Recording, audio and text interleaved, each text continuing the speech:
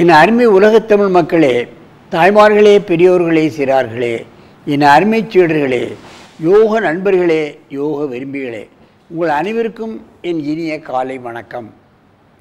கலைஞர் தொலைக்காட்சி நிகழ்ச்சியில் நலமுடன் வாழ என்னும் பிரிவில் யோகாசனத்திற்கு அதிக முக்கியத்துவம் தரப்பட்டிருக்கின்றது.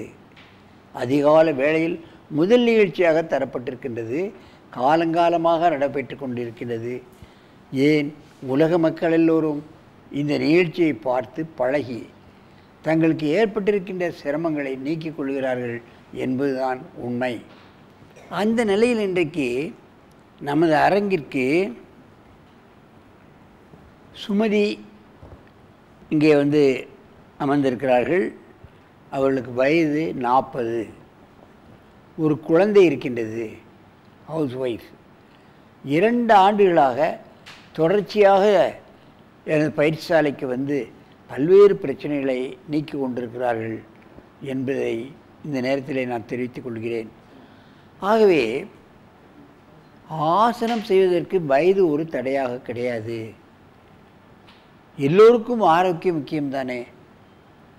ஆகவே மனிதன் ஆரோக்கியமாக இருக்க வேண்டும் என்று சொன்னால் அதற்கு எந்த மாத்திரையும் மருந்தும் நம்மளிடம் கிடையாது.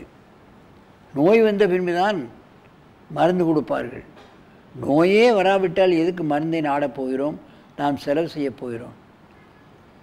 அந்த நிலையில் 40 வயது அம்மையார் யோகாசனம் செய்கிறார்கள் என்றால் இதை பார்த்த பின்பாவது 40 வயதை அடைந்தவர்கள் முடிந்த ஆசனங்களை செய்து தங்களுடைய நோய்களை போக்கிக் கொள்ள வேண்டும் என்று நான் கேட்டுக்கொள்கிறேன். சமுதாயத்தில் பெண்களுக்கு நிறைய பொறுப்பு இருக்கின்றது. ஆண்களை விட பெண்களுக்குத்தான் அதிக பொறுப்பு இருக்கின்றது. அவர்கள் தங்களுடைய உடலை நலமாகவும் வளமாகவும் வைத்து கொள்ள வேண்டும். என் அருமை சீடர் சுமதி அவர்களே, நீங்கள் அந்த ஒரு கால் தூக்கிய அர்த்த சிரசாசனத்தை செய்யுங்கள், பார்க்கலாம். கொஞ்சம் இந்த பக்கம் போங்க, அப்படி அந்த பக்கம் போங்க, பண்ணுங்கள். கை முட்டை கொஞ்சம் சுருக்கிங்க, கை முட்டை சுருக்குங்க.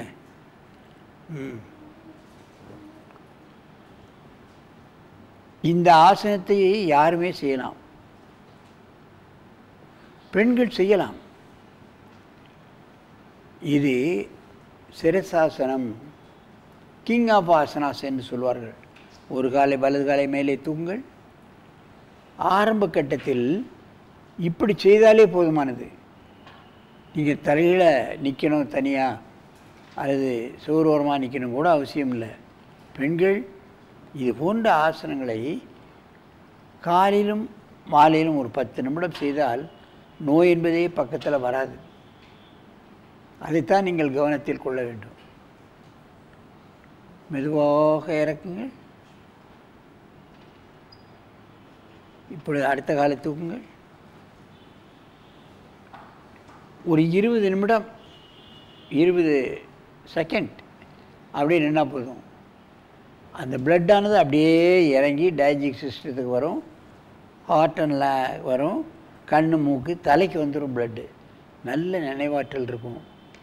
எந்த வியாதியும் நமக்கு வராது என்பதுதான் உண்மை. மெதுவாக இறக்குங்கள். மண்டி போட்டு உட்காருங்க.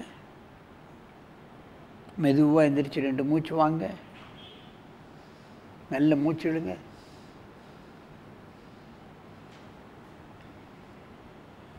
இப்பொழுது இங்கே தலையை வைத்து அங்கே கால் நீட்டுங்கள். திரும்புங்கள்.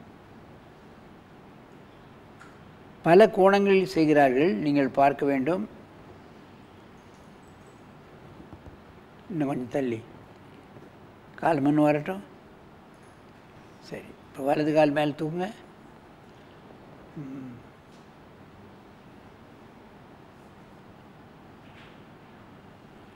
40 வயது பெண்மணி செய்கிறார்கள்.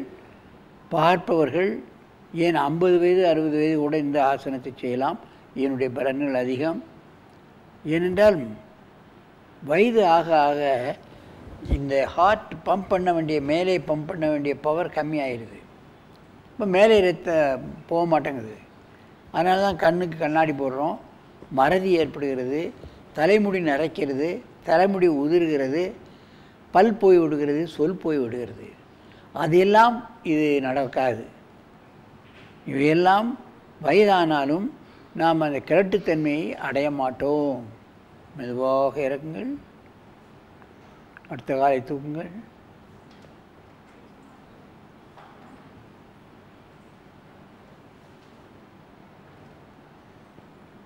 அர்த்த சிரசாசனத்தில் ஒரு மாற்றம். ஒரு கால் தூக்கிய அர்த்த சிரசாசனம். இறக்குங்க, அப்படியே மண்டி போட்டு உட்காருங்க. நன்றாக மூச்சை இழுத்துக்கொள்ளுங்கள். நேராக முன்போல் உட்காருங்கள். கேமரா பார்த்து உட்காருங்க. இவையெல்லாம் சின்ன சின்ன ஆசனங்கள். இவடினாலேயே உங்களுக்கு அதிகப்படியான பலன் கிடைக்கும். இப்பொழுதெல்லாம் வெளிநாட்டினர்கள் இங்கே வந்து 1000 மைல்களுக்கு தாண்டி இங்கே தங்கி இருந்து யோகாசனம் பழகுகிறார்கள். அவர்களெல்லாம் உங்கள் முன்னால் இன்றைக்கு வரப்போகிறார்கள். வெளிநாட்டில் உள்ளவர்கள், வேறு மதத்தினர்கள், அவர்களெல்லாம் ஆசனம் செய்கிறார்கள். இது ஒரு குறிப்பிட்ட மதத்தினர்களுக்கு அல்ல என்பதை நீங்கள் முதலில் புரிந்து கொள்ள வேண்டும். ஆகவே இது போன்ற ஆசனங்களை காலையிலும் மாலையிலும் விடாமுயற்சியோடு செய்து என்றும் ஆரோக்கியமாக இருக்க வேண்டும் என்று உங்களை கேட்டுக்கொண்டு உங்களிடமிருந்து விடைபெறுவது ஆசனம் ஆண்டியப்பன். வணக்கம்.